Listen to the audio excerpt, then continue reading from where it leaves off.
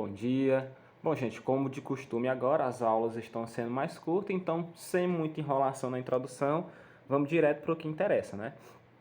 De começo, né, vamos dar uma pequena relembradazinha no assunto da aula anterior, né? Eu vi que vocês gostaram desse novo formato, né? Vocês assistiram mais tempo o vídeo, então eu vou tentar manter assim, tá? Os vídeos um pouco mais curtos e mais dinâmicos, certo? Nós finalizamos a aula passada, falamos sobre as proposições, tanto as proposições da linguagem como os artistas propositores. Demos exemplo do que eram essas proposições com esse pequeno texto e entramos um pouquinho no assunto dos artistas propositores, né? O que seriam, onde provavelmente nós os encontraríamos, como eles fariam essa construção dessa obra, dentre outras coisas. Aqui nós respondemos aos seguintes questionamentos, né? Tivemos os seguintes questionamentos. Você já ouviu falar de um artista propositor? Sabe o que isso quer dizer? Nós respondemos essa pergunta. Falamos sobre a importância da participação do público na obra. E aqui eu faço uma ressalva. Essa participação, depois me veio assim em mente, que a gente pode falar isso mais propriamente na nossa própria sala de aula. Então, hoje em dia, nossa sala de aula, a minha está sendo aqui um quarto, a sua provavelmente também, e essa falta de participação está nos deixando um pouco carente de algumas coisas, né? Então, quando eu digo, gente, deixe aí nos comentários o que você achou. Da outra vez eu não, apesar de eu ter visto pelos próprios dados do YouTube que melhorou as visualizações, vocês demoraram mais tempo assistindo, não recebi nenhum comentário do tipo, deu certo, não deu certo. Então, essa participação de vocês é muito importante. Então, aqui eu estou tendo o meu papel de artista propositor, vamos dizer dessa maneira. Então, eu preciso desse feedback de vocês, tá bom? Então, não esqueçam aí de falar qualquer coisa aí, se tá bom, se tá legal. Ao meu ver, deu certo, né? Porque eu vi pelos dados do YouTube que melhorou, né? As visualizações de vocês assistindo mais tempo. Porque muita gente estava entrando no vídeo, comentando a frequência e saindo. Então, deixem aí, né? Escrevam alguma coisa aí se realmente deu certo, porque eu estou nesse papel aqui de propositor para vocês, tá? Então, a gente falou disso, dessa participação do público, que era muito importante, né? Aliás, indispensável para a construção dessa obra, porque se o público não propunha o que o artista teria que fazer, ele não teria como construir aquela obra. Da mesma forma que eu falei lá para vocês do programa do Multishow, né? Que pegava as proposições do pessoal da plateia e construía um espetáculo em cima daquilo. Esse movimento surgiu no Brasil no ano mais ou menos de 1950 a 1960, né? Nessa década de 1950 e 1960. É muito interessante que a gente veja que nesse período a arte vinha numa evolução muito grande, né? Principalmente a sua produção. Não quer dizer que a qualidade acompanhou essa produção. Então começaram a surgir diversas críticas, como pop art, que criticava justamente essa... Como é que eu posso dizer? Como é que eu posso classificar em uma única palavra? Essa expansão de que tudo começou a ser chamado de obra de arte. Então, esse movimento propositor surgiu junto com a crítica de que tudo estava sendo arte. Então, esses artistas vieram com o pensamento de, com base nessas críticas que estavam sendo construídas, dizer realmente o que é que as pessoas estão esperando que saia de uma obra. Realmente o que é que as pessoas querem que uma obra seja. Por que a gente não faz alguma coisa que elas proponham, que elas ditam as regras, que elas dão as regras? Por que a gente não coloca em prática o que realmente está na cabeça do nosso público, do nosso espectador? Assim como numa sala de aula, né? Às vezes a gente acata uma ideia ou outra de vocês para que vocês participem e se torne um processo de mão dupla. Não simplesmente vai. Tudo que vai, né? Uma hora tem que voltar. Então, esses artistas propositores buscavam essa volta, sabe? Esse insight que as pessoas, só o público era capaz de proporcionar para eles. Eu acho que ficou bem clara essa ideia, né? Aqui a gente falou, nessa concepção, a arte precisa ter relações com quem cria e também com quem aprecia. É daquela mesma maneira que a gente vem sempre debatendo que uma obra não tem importância nenhuma, vamos dizer assim, se ela não atingir ninguém. Se você fizer uma obra maravilhosa... inclusive, gente, recebi maravilhosas obras, né, de vocês aí, do trabalho que eu propus. Depois eu vou estar postando aí para vocês conferirem de todo mundo, tá bom? Mas o feedback foi bom. Esqueci até o que eu estava falando, me empolguei nas obras. Então, essa relação que o autor e o público têm se faz indispensável na obra. Não adianta nada você fazer uma obra maravilhosa. Imagine aí se Da Vinci tivesse socado a Mona Lisa debaixo de uma cama lá por milhares de anos, ninguém nunca tivesse visto. Nós não teríamos conhecimento da obra e ela não teria a grandiosidade que ela teve, certo? Então eu pedi para vocês que vou até sublinhar aqui, pedi que vocês estudassem os autores Eliot Sica e Lygia Clark. Vou dar uma circulada aqui bem grande, porque era muito importante que vocês tivessem visto isso, para a gente poder fazer esses comentários a seguir. Vamos começar aqui com o Eliot Sica. Primeiro, foi um artista propositor, pintor e escultor carioca. Rompeu com as barreiras da arte, explorando-a em várias vertentes distintas. Então, chegou um momento em que a arte era simplesmente aquilo, uma tela pintada ou uma escultura feita. Criou-se um padrão. Então, ele veio aqui, o Eliot Sica, e rompeu essas barreiras. Ele disse, não, mas eu não quero que seja assim. Eu quero que o público interaja, propriamente dito, dentro da minha obra. Então, ele trouxe isso para a obra dele. Ele criou também a famosa experiência sensorial. O que é que isso quer dizer? Você realmente tem uma experiência de sentir o contato com aquela coisa. Digamos que você conhece uma obra, por exemplo, uma escultura, mas você nunca viu de perto. Então você sabe que uma escultura é assim, que é feita pelo escultor, né? Mas você nunca viu. Então você pensa, escultura é legal, mas... Deixa eu até tirar essa caneta. Escultura é legal, mas eu não sei, né? Mas no momento que você vê aquilo de perto, com seus próprios olhos, você diz, caramba, que trabalho que esse cara teve realmente para fazer isso. Você vendo por imagem, por foto, você não tem noção realmente daquilo, né? É igual você ver, por exemplo, o mar pela primeira vez. Cara, você toma um espanto, cara, quanta água que tem aqui pelas imagens, a gente vê que é muito, mas você vendo aquilo com seus próprios olhos, você tem outra ideia daquilo, né? Então, ele também criava os espaços com materiais para incentivar que o público interagisse com sua obra. A gente vai ter um exemplo aqui no próximo slide disso aqui. Deixa eu caçar. Aqui, ó. Nessa imagem a gente vê, né? Nessa obra dele a gente vê que as pessoas estão dentro da própria obra.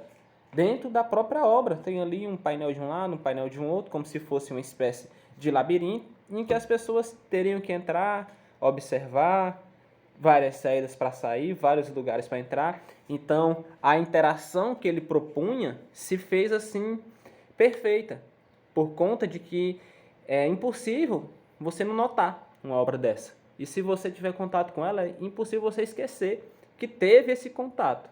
Imagine aí você que já viu alguma obra grandiosa. Eu vi, por exemplo, sei lá, o Cristo Redentor. Aquilo nunca mais sai do seu intuitivo. Por quê? Porque essa interação é o que te traz essa experiência.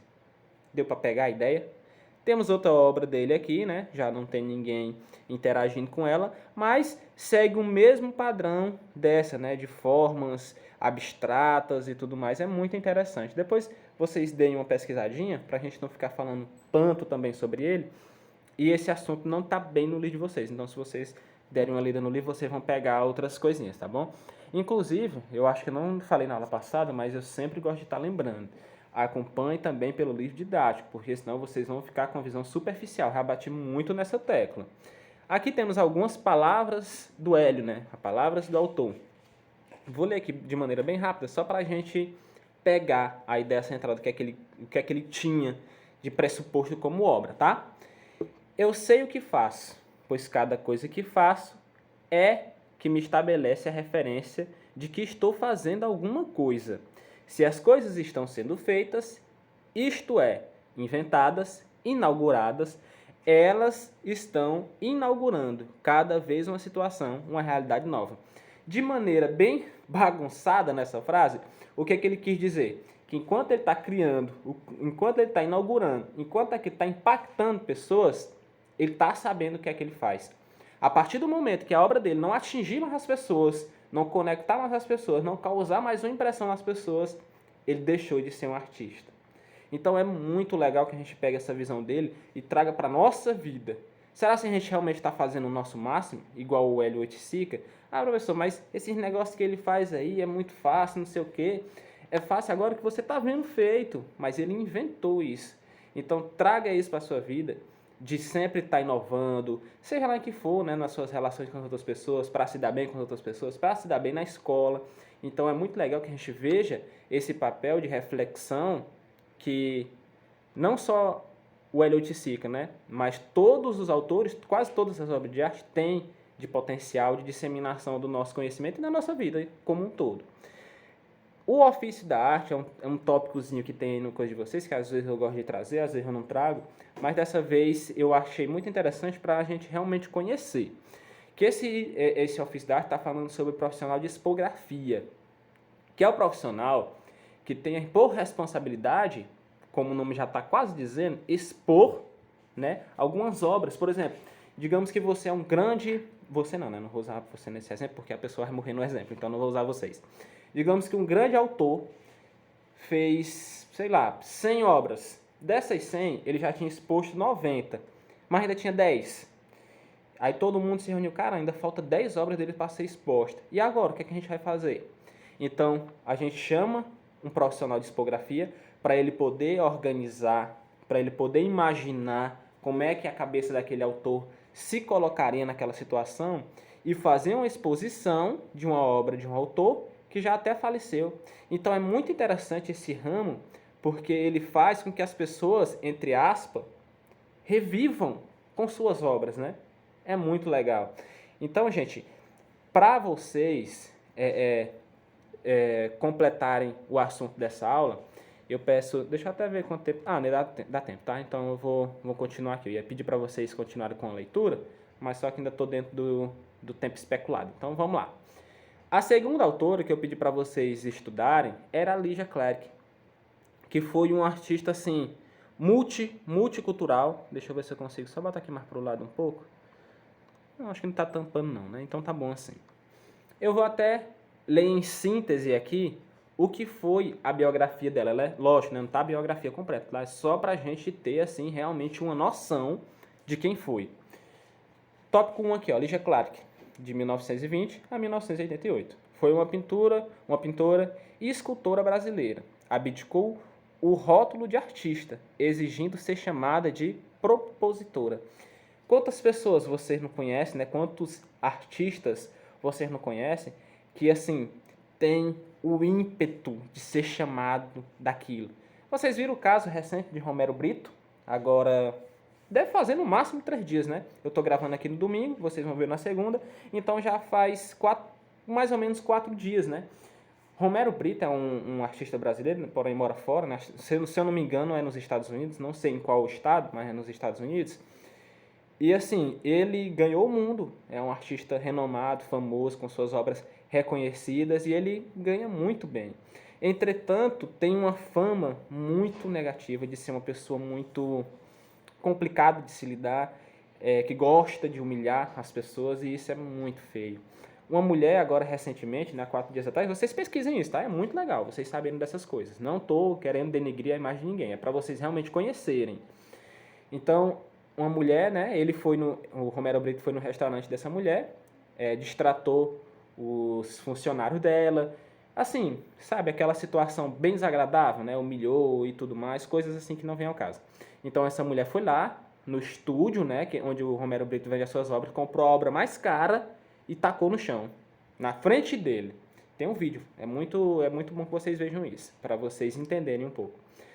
E tacou no chão, na frente dele, e falou, nunca mais você vai no meu restaurante, porque você... Sabe, uma situação muito chata por conta do achismo de superioridade que esse artista tem. É um artista maravilhoso, que deve ser sim reconhecido.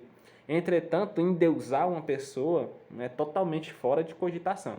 Então pesquisem, estejam sempre atentos às coisas, aos artistas que vocês conhecem. É bom a gente estar sempre inteirado nesse tipo de situação, porque no futuro pode até ser algum questionamento de prova, de Enem, que vocês vão fazer.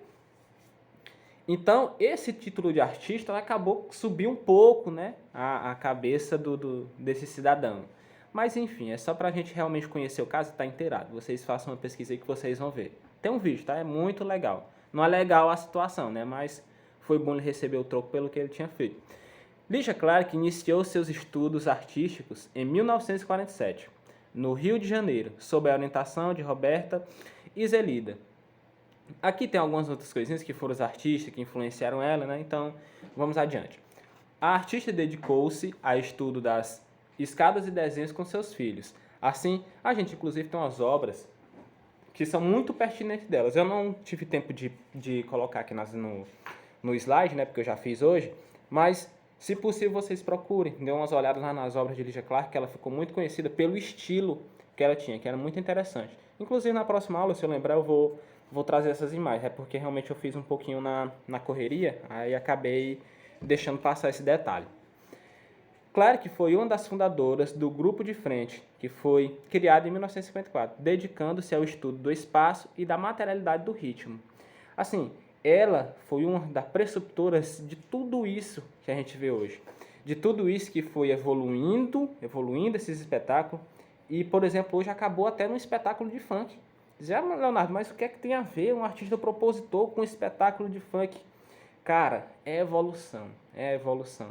Ah, mas quer dizer que o funk é evolução da arte? Não, não estou falando do funk, eu estou falando do espetáculo, da interação.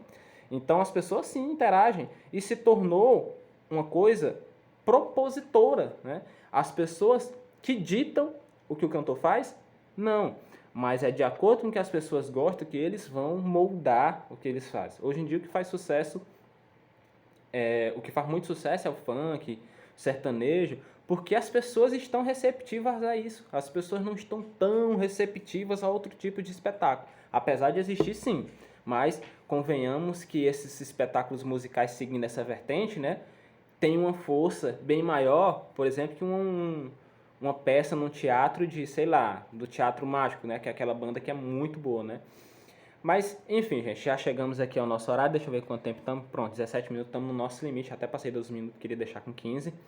Mas espero que vocês tenham entendido. Se ficou muito rápido, né, peço aí que vocês deixem o feedback aí, né, tô virando aqui no YouTube. Coloque aí, nos brincadeiras, coloque aí junto da frequência para eu poder deixar o conteúdo mais adaptado ao que vocês querem, tá bom? Então, pessoal, até a próxima.